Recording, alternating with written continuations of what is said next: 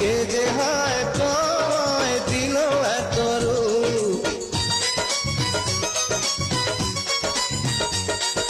দেখে হয়ে গেলাম আমি যে চুপ।